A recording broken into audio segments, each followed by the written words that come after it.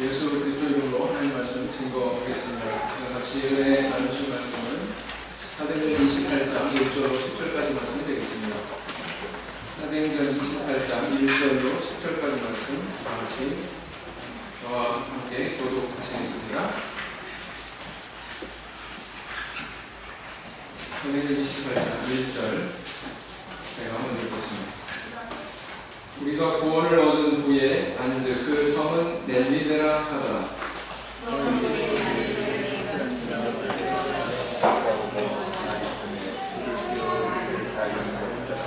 바울이 한 나무를 거두어 불에 넣으니 뚜껑을 인하여 독사가 나와 그 손을 물고 있는지라.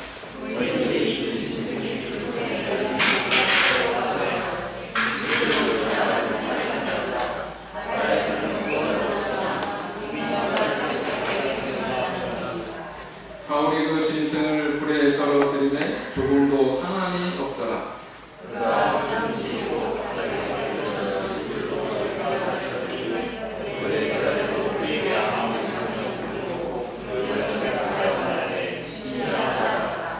이 섬에 제일 높은 사람 도블리오라 하는 이가 그 근처에 토지가 있는지라. 그가 우리를 영접하여 사흘이나 친절히 유숙하게 하더니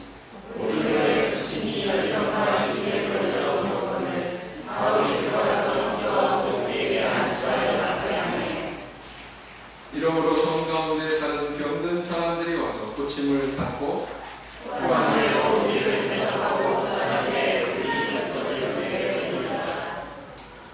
소위 그 사회에서 성공했다고 하는 사람들이 그 자리에 가기까지는 다른 사람이 모르는 그런 과정이 항상 있죠.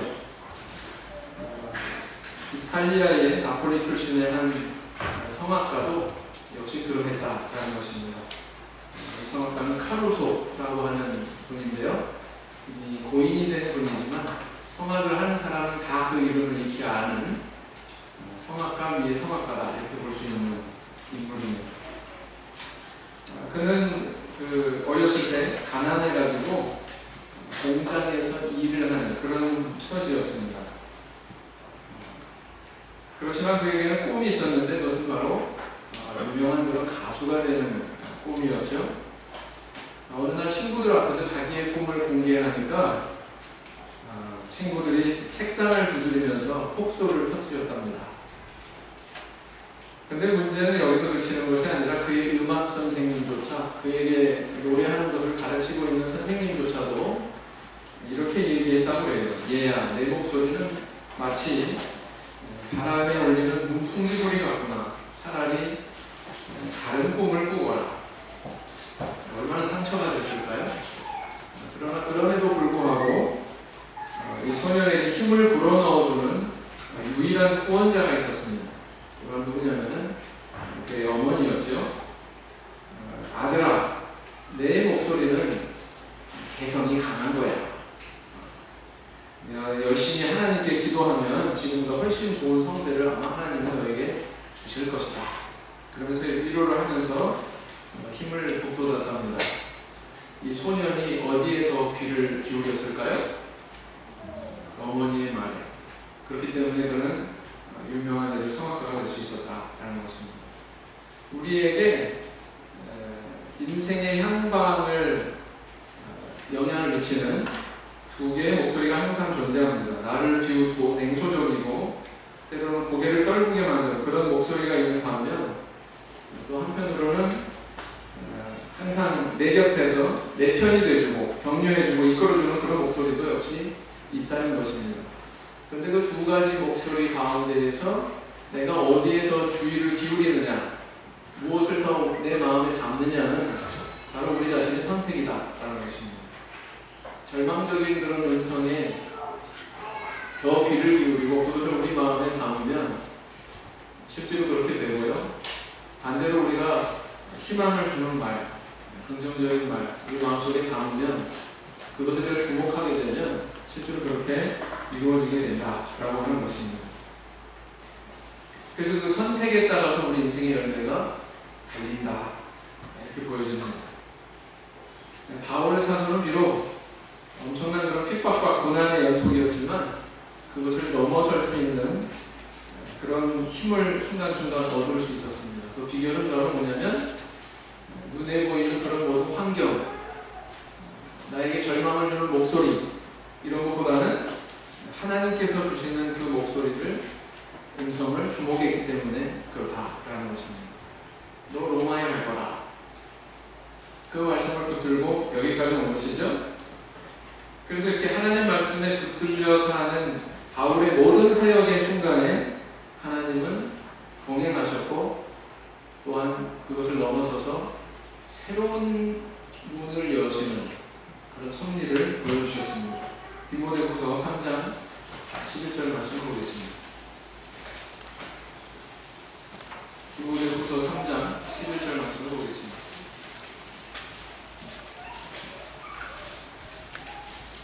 디모데후서 3장 11절 말씀을 보겠습니다.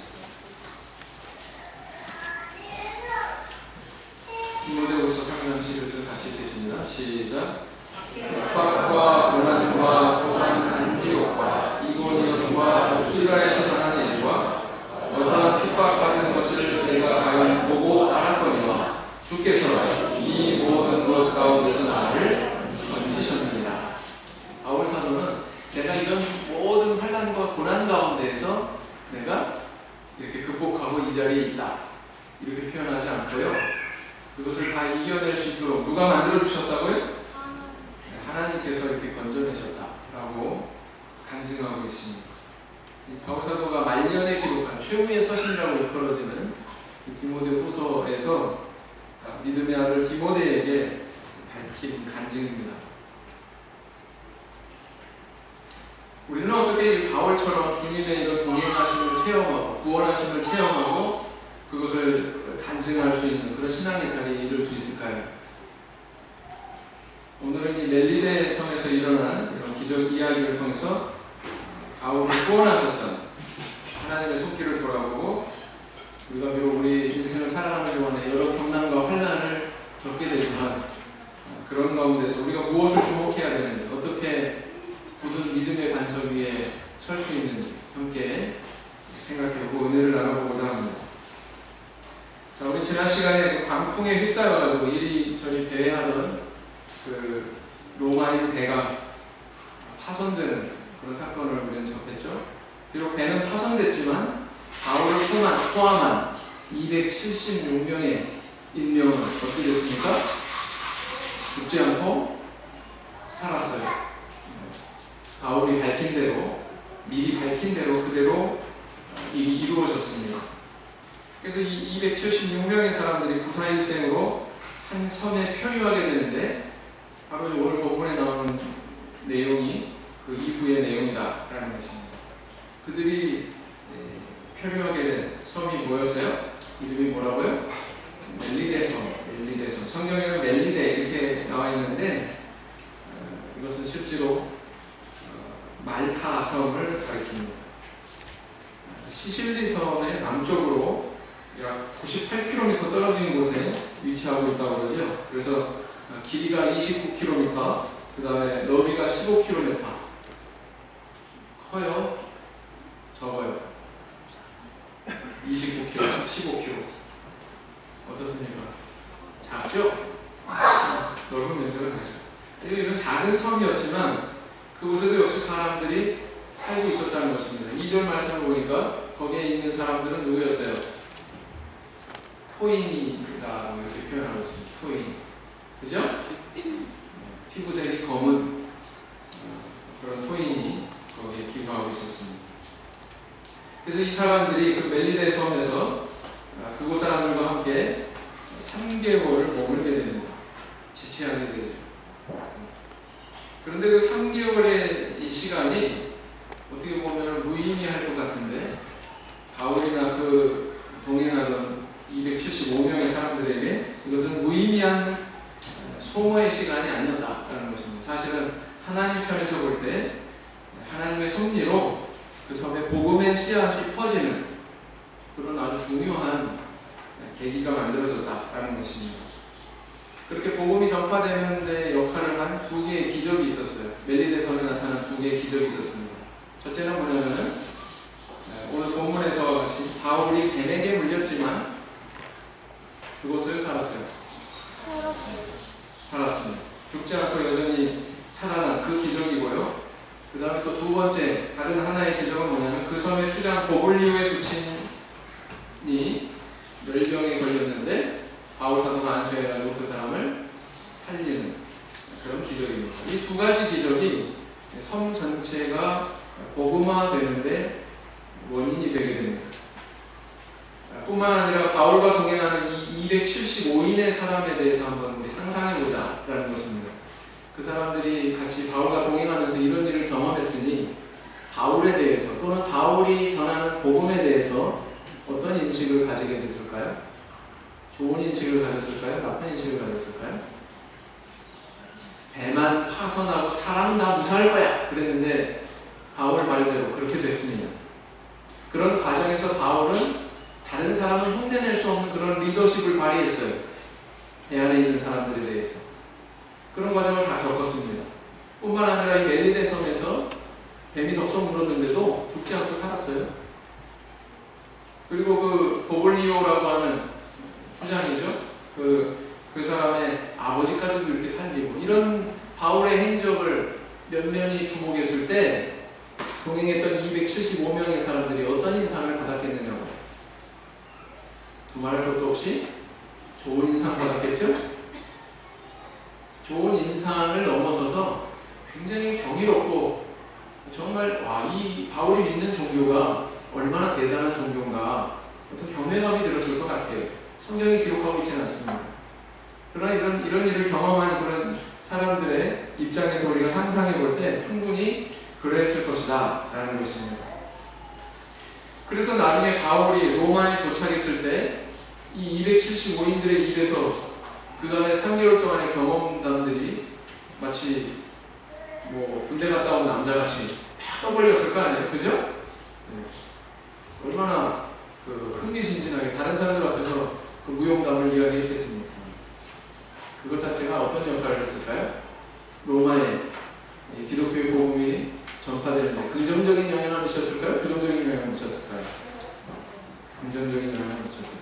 그래서 여러 가지로 이 멜리데섬, 말타 섬에서의 3개월의 기간은 대단히 하나님 입장에서, 복음의 입장에서 가치 있고 생각지도 않은 그런 영향력을 발휘하는 그런 역할을 했을 것이다 라는 것입니다.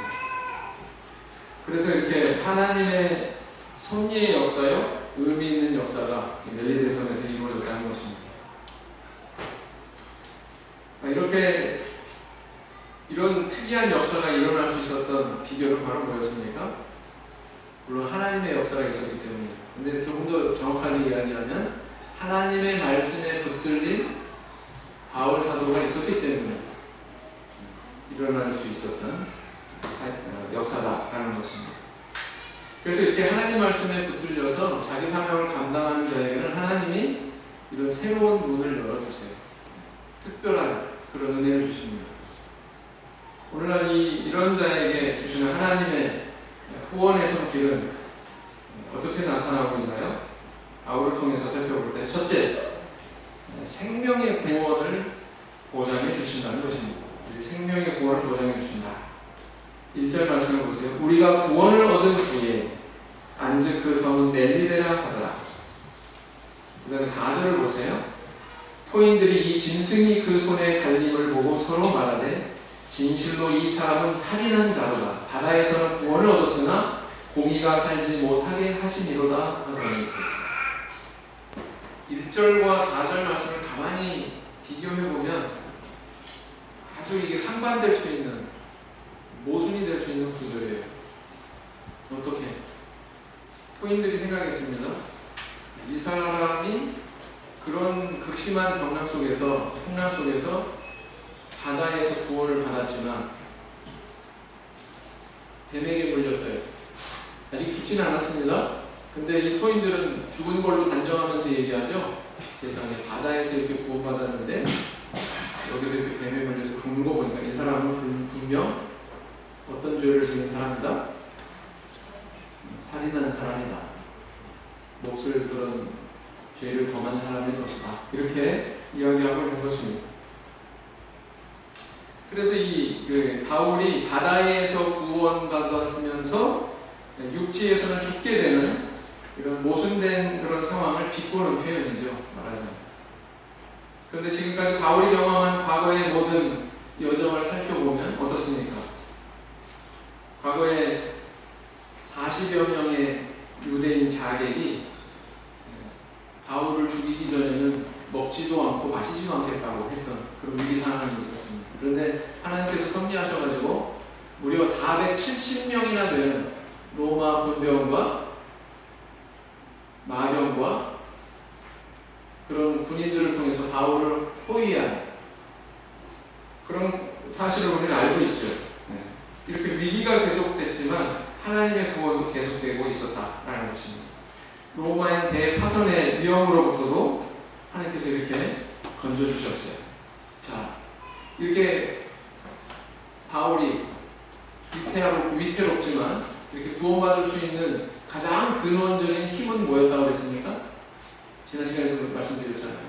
가장 근원적인 힘은 뭐예요? 하나님이 바울에게 선포하신 약속의 말씀. 네가 예루살렘에서 나의 일을 증거하는 것 같이 어디에서도 증거해야 하리라? 로마에서도 증거하여야 하리라. 그러니까 바울 사도가 만약에 독사에 물려 죽는다면 지금까지 이렇게 하나님께서 인도하신 여정도 다 어떻게 되는 거예요? 그를 구원하시고 인도하신 모든 과정도 뭐가 되는 거예요? 독사에 물려 죽었어요. 마지막 순간에 죽는다면 드라마는 끝나는 거죠. 사실 바울이 죽느냐 사느냐 하는 문제는 하나님의 말씀이 행해지느냐 이루어지느냐와 맞닿아 있다고 했습니다. 그러니까 바울이 안 죽은 거예요.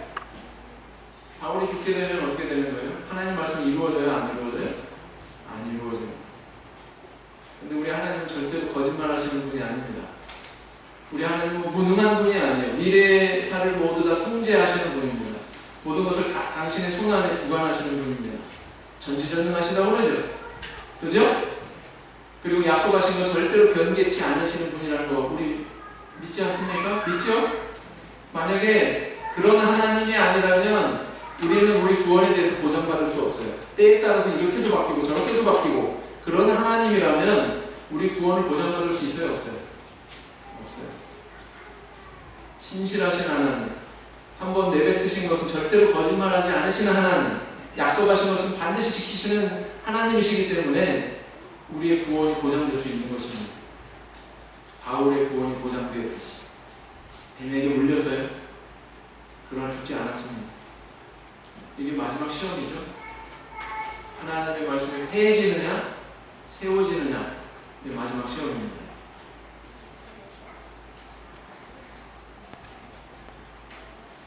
그래서 우리가 붙들어야 되는 건 바로 이렇게 우리에게 주어지는 변함없는, 변개함이 없는 하나님의 말씀이다라는 것입니다. 하나님 말씀 붙들어야 되고 그 말씀에 붙들려야 된다는 것이죠. 출애굽 광야 시대에 한번 돌아볼까요? 이스라엘 백성들 가운데 가데스 바네아에서 파송된 12명의 정탐꾼이 있었습니다. 그 중에 10명은 부정적인 보고를 했어요. 그 중에 2명, 누구요? 여호수아와 갈렙만큼은 긍정적인 보고를 합니다. 10명이 주목한 건 뭐예요? 안압자손, 네피림과 같더라. 거인 족속. 우리는 거기에 배운 메뚜기 같더라. 백성들이 거기에 귀를 기울였어요. 두 사람은 뭐라고 얘기했어요? 그들은 우리의 밥이다. 하나님이 분명히 그 땅에 대해서 말씀하셨는데 정말 풍요롭고 기름진 땅이야. 우리가 가지고 있는 포도를 봐. 하나님 말씀에 주목했어요. 두 사람은 정말 기름진 땅이더라. 그리고 하나님도 주신다고 그러지 않았느냐. 근데 백성들은 뭘 주목했어요? 백성들은 누구를 주목했습니까? 2명이요? 10명이요? 10명이요. 어느 정도로 절망했습니까? 통곡할 정도로. 통곡할 정도로. 이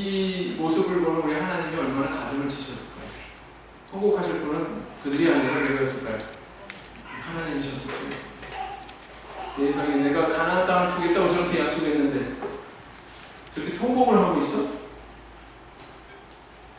말씀에 붙들리지 않은 불신앙의 모습입니다. 근데 보세요. 여호수아와 갈렙만큼은 그들도 안악자손 봤습니다. 우리가 그들에 비하면 메뚜기 같은 그런 존재라고 하는 보잘것없는 그런 형편에 대해서도 그들은 이미 알고 있었어요. 그러나 거기에 주목하지 않았습니다. 어디에 주목했어요? 하나님의 약속의 말씀. 과거에 적과 꿀이 흐르는 땅이라는 것은 정말 그렇다. 틀림없는 말씀이니까 가나안 땅 주시겠다고 하는 그 말씀도 우리에게 실현해 주시겠지. 그들은 우리의 밥이야. 이렇게 나갔다라는 것입니다. 성도님들, 뭐에 주목하고 계십니까? 하나님 말씀입니까? 아니면 나를 둘러싼 부정적인 상황, 부정적인 음성들입니까? 이스라엘 백성들, 이렇게 불신앙하는 이스라엘 백성들을 전부 다 쓸어서 멸해버리고 하나님께서는 모세를 통해서 내가 새로운 민족을 시작하겠다, 이렇게 또 나오십니다. 그랬더니 모세가 어떻게 했어요? 하나님 앞에 매달려가지고 기도하죠? 그렇게 하시면 안 됩니다. 이스라엘 백성들을 위해서 중보자의 역할을 아주 훌륭하게 해내는 모세의 모습을 발견하게 되죠. 근데 모세가 내린 논리가 뭐예요? 하나님 앞에서 내린 논리가, 하나님 이 백성 용서해 주세요. 만약에 하나님께서 이 백성을 다 쓸어버리신다면 어떤 상황이 발생할까요? 그 여호와 하나님이라고 하는 신은 자기 백성을 애굽에서, 이집트에서 이렇게 끄집어냈는데 그 목적은 뭐냐면 광야에서 다 쓸어서 죽이기 위해서 그들을 끄집어낸 신이다, 이렇게 소문날 것 아닙니까? 그게 하나님한테 온당한 것입니까? 이렇게 얘기하죠. 맞아요, 틀려요? 모세의 말이 맞습니까, 틀립니까? 하나님께서 그들을 끄집어내신 목적은 뭐였어요? 어디에 들이기 위해서? 가나안 땅에 들이기 위해서. 가나안 땅에 도착해가지고 그 땅을 차지하고 영원히 그 땅에 거하게 하기 위해서 그들을 애굽에서 멸제함을 통해서 홍해 바다를 가르시고 불기둥과 구름기둥을 보여주시고 이런 과정을 통해서 그들을 인도하신 거죠. 모세의 말이 100번 맞지 않습니까? 만약에 하나님 그렇게 행하신다면 하나님의 성품에 위배되는 것입니다. 선하시고 인자하시고 약속한 것은 반드시 지키신다고 하시는 그 하나님의 성품에 위배되는 겁니다. 이렇게 모세가 항변하고 있는 거예요. 그래서 우리 마음속에도 그런 믿음이 있어야 됩니다. 우리 물과 성령으로 거듭났어요. 죄악 세상, 애국과 같은 죄악 세상에서 저 천국에 이끌기 위해서 우리를 벌써 탈출케 하셨습니다. 세례 바치시고 우리를 광야 같은 이 세상으로 인도하셨어요. 교회 안으로 들어오게 하셨습니다. 목적이 뭐예요? 하나님의 목적이 우리를 천국에 인도하시는 것, 가나안으로 상징이 되는 영원한 그 하늘나라로 인도하시는 것이 바로 우리 하나님의 목적이죠. 네. 그래서 우리에게 거듭나는 은혜를 주셨어요. 시작하신 분이 그분이니까 끝까지 이루시겠죠. 그 말씀 붙드는 것, 이게 우리 믿음 생활이에요. 그 말씀 믿는 것, 그게 바로 우리 믿음 생활이다 라는 것입니다. 우리가 산후라면 바울이 독사에 물린 것처럼 정말 인생 끝난 것 같은 그런 치명적인 그런 고통의 상황도 우리가 만납니다. 그러나 우리가 과거를 돌아보면, 그리고 앞으로 펼쳐질 하나님의 약속대로 펼쳐질 미래를 우리가 신뢰한다면 아무것도 아니라는 거죠. 그 순간만 고통스러울 뿐이지 아무것도 아니라는 거죠. 불신자들이 옆에서 비아냥거리는 그런 소리들 들려올 수 있습니다. 예수 믿어도 소용없네. 예수 믿어봤자 세상 사람들하고 똑같이 병 걸리기도 하고, 세상 사람들하고 똑같이 사고 나기도 하고, 세상 사람들하고 똑같이 불행한 일 이러저러 하는 거 당하네? 하나님은 과연 살아계시죠? 계신가? 비아냥거리는 소리 있어요? 없어요? 있어요. 거기에 더 귀 기울이면 우리는 10명의 정탐꾼 되는 거예요. 하나님이 왜 나를 물과 성령으로 나게 하셨지? 내가 왜 이 자리에서 하나님을 섬기게 하고 있지? 과거에 나한테 주셨던 은혜가 이런 것들이 있었는데, 그러니까 미래에도 이렇게 주실 거야. 이게 두 명의 정탐꾼 자리에 서는 신앙입니다. 우리 성도님들 어디에 서고 계십니까? 바울을 보세요. 뱀에 물려도 죽지 않았습니다.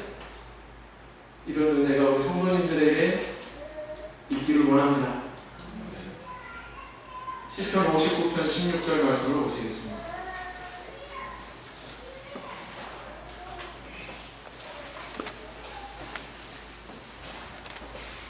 시편 59편 16절 말씀. 시편 59편 16절 말씀 같이 읽겠습니다. 시작. 나는 주의 힘을 노래하며 아침에 주의 인자심을 높이 부르오리니 주는 나의 산성이시며 나의 환난 날의 피난처시니이다. 자, 두 번째는 어떤 은혜를 주세요? 필요한 구원자들을 더해 주십니다. 사도행전 28장 7절에서 8절. 사도행전 28장 7절에서 8절. 이 성에 제일 높은 사람 보블리오라 하는 이가 그 근처에 토지가 있는지라. 그가 우리를 영접하여 사흘이나 친절히 유숙하게 하더니 보블리오의 부친이 열병과 이질에 걸려 누웠거늘 바울이 들어가서 기도하고 그에게 안수하여 낫게 하매 그랬습니다. 자, 바울이 뱀에게 물려도 죽지 않으니까 이거 뭐 살인하는 자구나, 죄인이구나 이렇게 생각했던 자들이 반전이 일어납니다. 생각이 틀려져요. 뭐라고요? 신이구나. 그 구절이 어디 있어요? 몇 절에 있습니다. 6절 마지막 부분에 보면 그에게 아무 이상이 없음을 보고 돌려 생각하여 말하되 신이라 하더라 그랬어요. 이 죄인이구나 그러더니 어떻게 됐어요? 신이다 이렇게 얘기합니다. 사람의 평가는요 이렇게 달라질 수 있어요. 우리에 대한 사람들의 평가는 항상 이렇게 달라질 수가 있습니다. 근데 하나님께서는 바울을 살리는 것보다도 더 한 걸음 더 나아가서 더 큰 섭리의 길로 인도하십니다. 그 더 큰 섭리의 길이 뭐였느냐? 보블리오라고 하는 그 성 추장의 아버지의 병을 고쳐주는 거예요. 그래서 더욱더 깊은 신뢰를 가지게 합니다. 바울에 대해서, 바울이 전하는 복음에 대해서. 상황은 여기서 멈추지 않습니다. 추장의 아버지뿐 아니라 섬 사람들이 대거 몰려와요. 9절 보세요. 이러므로 섬 가운데 다른 병든 사람들이 와서 고침을 받고 그랬죠? 네? 네. 그래서 이 섬 사람들이 다 이 바울에게 집중을 하게 됩니다. 이렇게 기적의 역사가 나타나자 그 섬에 점점 복음이 전파되기 시작했던 것 같습니다. 근거가 뭐냐? 고고학적인 발굴에 의하면 이 멜리데 섬에, 말타 섬에 지하 무덤 카타콤이 발견이 돼요. 카타콤이 발견이 돼요. 또 전승에 의하면 이 섬의 추장 보블리오라고 하는 이 인물은 멜리데 이 섬에 세워진 최초의 교회의 감독이 됩니다. 그리고 이 사람은 순교자로 알려졌어요. 나중에 순교하게 됩니다. 자, 이런 점을 보면 도대체 어떻게 이렇게 복음화가 될 수 있었지? 이 작은 섬이 그 근거를 어디서 찾을 수 있을까요? 성경에서 찾을 수 있는 거예요. 사도행전 28장에 바울 사도가 이때 3개월 동안 혈유에서 그 지난 세월 때문에 비록 짧지만 그 가운데 아주 인상적인 그런 기적들이 일어났기 때문에 그로 인해서 이 섬이 복음화되었겠구나 라는 추정할 수 있어요, 없어요? 그렇게 추정할 수 있다는 것입니다. 그렇게 따지면 이렇게 멜리데 섬에서 표류해가지고 마치 굉장히 시간 소모하고 뭔가 억울한 그런 시간이었던 3개월은 결국 헛된 게 아니었어요. 하나님께서 열어주신 새로운 섭리의 문이었다는 거죠. 이러한 가운데 함께 살아난 275명의 생존자들은 기독교 복음에 대해서 로마에 들어갔을 때 결국 로마는 다 들어갔잖아요. 나중에 배 타고 어떻게 됐겠냐 말이죠. 바울이 지금 로마에 뭐 하러 가요? 하나님 말씀하신 것처럼 뭐 하러 오는 거 아닙니까? 죄인처럼 묶여가지고 복음 전하러 가는 거예요. 예수 그리스도 전하러 가는 거예요. 근데 그 발걸음이 만약에 이 3개월의 기간이 없었다면 3개월의 기간을 통해서 275명이 거기에 동행하면서 경험한 이런 사건들이 없었다면 바울 사도가 로마에 갔을 때 그런 사건을 경험한 것과 비교하면 순탄했을까요? 순탄하지 않았을까요? 순탄하지 않았겠죠. 이 3개월의 기간이 있었기 때문에 거기 가서 전하는 과정이 훨씬 더 순탄했을 거란 말이죠. 얼마나 선전을 해줬을까요? 이 사람들. 와, 저 바울이라는 사람 대단한 사람이야. 배는 그렇게 파산했는데 우리가 다 살아난 거 봐. 여기에는 바로 바울이 있었기 때문에 그가 배에서 우리를 다 진두지휘했고 이렇게 이끌었어. 이런 얘기 했을까요? 안 했을까요? 했겠죠. 그래서 아마 바울에 대해서 뿐만 아니라 바울이 전하는 기독교 복음에 대해서 대단히 호의적으로 그 275명이 방패막이가 됐을 거다라는 것입니다. 로마인들은요 기독교 신앙에 대해서 이렇게 잘 받아들일 만한 바탕이 되어 있는 사람들이 아닙니다. 굉장히 쾌락적이고요. 뿐만 아니라 눈에 보이는 신을 섬깁니다. 작은 요런 그 우상 같은 거 이런 것들을 섬겨요.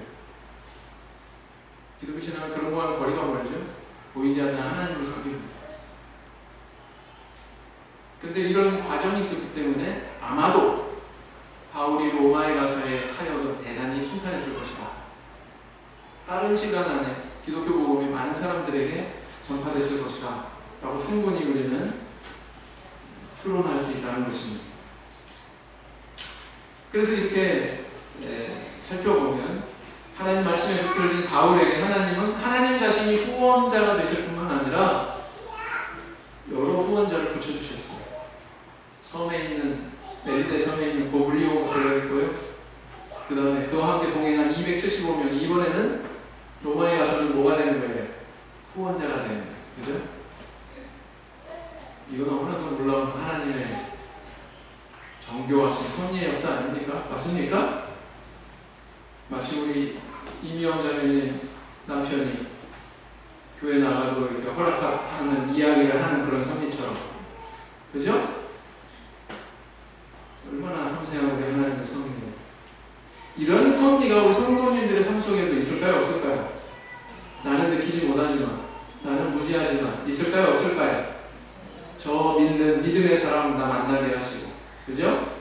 때로 내가 병들지만 그것을 내가 이렇게 모면하게 하시고, 우리는 잘 깨닫지 못하지만 자세히 헤아려 보세요.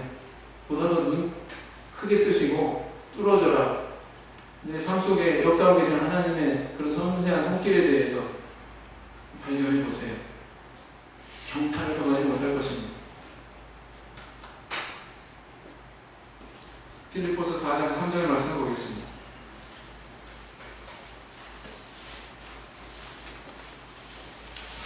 필립보서 4장 3절 말씀 같이 읽겠습니다. 필립보서 4장 3절 말씀 같이 읽겠습니다.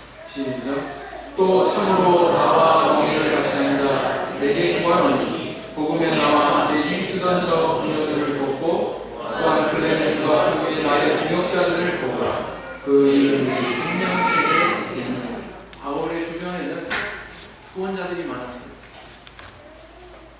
좋은 사람 만나고 나를 후원하는 좋은 그런 성도들 같이 인간관계 맺을 수 있게 하는 이것도 우리 하나님께서 주시는 큰 은혜임을 믿습니다. 그 다음에 세 번째, 하나님께서 또 뭘 해결해 주셨어요? 육신의 문제를 해결해 주십니다. 그래서 28장 10절을 보세요. 후한 예로 우리를 대접하고 떠날 때 우리 쓸 것을 배에 올리더라. 누가요? 그 섬 사람들이, 토인들이, 도블리오가. 그런데 27장 38절을 보세요. 27장 38절을 보세요. 같이 읽겠습니다. 시작. 배부르게 먹고 위를 바다에 버려 배를 가볍게 하였더니 그랬어요. 멜리데 섬에 상륙하기 전에 배에 탄 사람들이 배불리 먹고 나서 위를 다 어떻게 했다고요? 바다에 버렸다고요. 이렇게 대답 잘하는 그 성도가 참 예뻐요.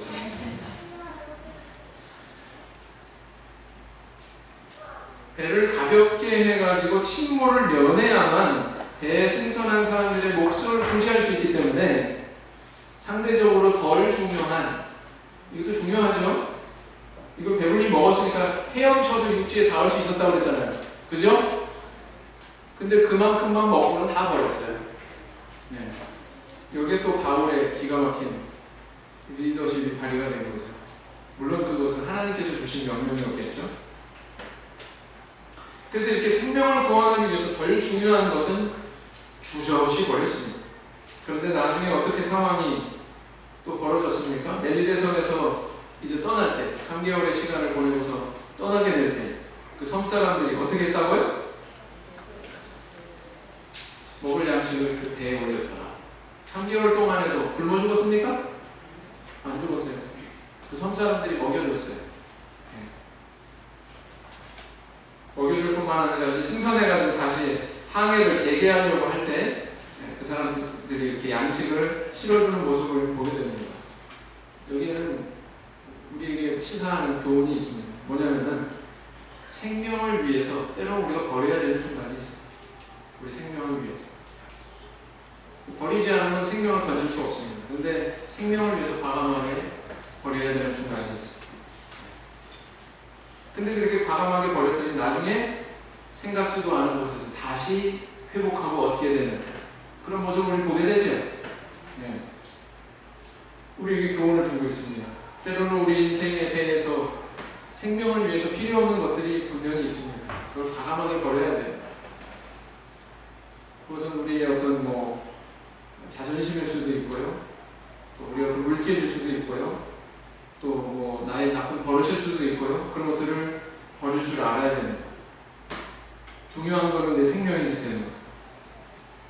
그래야 하나님께서 우리 안에 새로운 것으로 채워주세요. 그리스도의 형상으로 다시 채워주시고, 그죠? 새롭게 역사하셔서 하나님께서 부어주시는 진정한 순전한 그런 복으로 채워주시고, 그런 물질로 채워주시고, 그렇습니다. 그래서 버려야 될 때 과감하게 버릴 줄 아는 것, 이런 결단력이 우리에게 필요하다라는 것입니다. 그걸 우리에게 교훈해 주고 있습니다. 대만의 그 초기 일꾼 가운데에 밑거름이 됐던 두 분의 그런 초기 지도자분이 계시다는 것이, 우리 한국에서는 양면 장로님이 유명하죠. 진한도 장로님 이런 분들이 한국에 많이 오셨기 때문에, 여러 차례 오셨기 때문에 그런 분들이 유명한데, 거기 가서 이제 제가 강의 들을 때 진한도 장로님 두 분의 그 인물을 소개를 해주시더라고요. 초기 인물로. 한 분은 누구냐? 박동화 장로님이라고 하는 분이라고 하고요. 또 다른 한 분은 누구냐? 황혜리사 장로님이라고 하는 분을 이야기하시더라고요. 박동화 장로님의 별명은 뭐냐면 내가 살라. 교회에서 무슨 일을 하면, 섬기는 일을 하거나 아니면 교회를 짓거나 아니면 어떤 성업을 전개하거나 할 때 항상 비용은 내가 절반 될 테니 나머지 비용은 교회에서 대시고. 그래서 이분 별명이 뭐라고요? 내가 잘나. 이분에 대해서 그 교회가 서는데 굉장히 큰 역할을 하셨다고 그래요. 초기 교회가 설 때. 그다음 또 한 분은 뭐냐면은 황혜리사 장로님. 황혜리사 장로님은 근대 그 중국의 역사에 있어서, 근대사에 있어서 아주 정치적인 인물로 저명한 그런 인물이라는 거예요. 정치하다가 나중에 회심해가지고 참예수교의 신앙을 받아들이고 교회로 들어오신 분이에요. 역사책에서 반드시 한 번씩 거쳐 나오는 이름 가운데 이분 이름이 있답니다. 그런 분이래요. 근데 이분이 초기 우리 교회 역사 가운데에서 문서선교의 어떤 그런 시스템을 구축한 인물입니다. 그래서 그 결과가 어떻게 나타났느냐? 동말레이시아라고 일컬어지는 사바 있죠, 사바. 말레이시아가 서말레이시아, 동말레이시아 이렇게 나눠져 있거든요. 동말레이시아 특별히 사바라고 합니다. 사바. 이제 기회가 되면 성도님들도 거기 한번 교회 방문하시는 미래가 있었으면 좋겠습니다. 우리 교회가 참 많거든요. 근데 그 사바의 교회가 우리 대한민국보다 훨씬 많은데 거기에 교회가 서게 된 계기가 뭐냐? 문서 선교로 된 거예요. 문서 선교, 성령복. 대단하죠? 사실 사람은 물리적으로 거기 갈 수 없어도 문서는 거기까지 이렇게 전파될 수 있잖아요. 손쉽게. 그런 문서 선교를 통해서 그 한 나라의 복음의 씨앗이 이렇게 퍼질 수 있었다는 엄청난 섭리 아닙니까? 엄청난 하나님의 역사죠. 뿐만 아니라 대만 총회의 어떤 현재 행정체계 틀을 갖다가 이렇게 구성한 분이 바로 한일사 장로님이라고 합니다. 그래서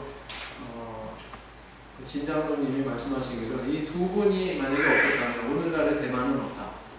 이 두 분이 있었기 때문에 오늘날의 대만이 있을 수 있다. 이렇게 이야기하는 그 간증을 제가 그분한테 직접 들었습니다. 진 장로님.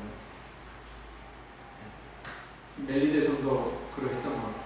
바울 사도가 여기서 3개월 동안에 이런 표류해가지고 인간적으로 볼 때는 뭐예요? 이게 자기가 일부러 목적의식을 가지고 간 게 아니냐. 표류한 거죠, 그야말로.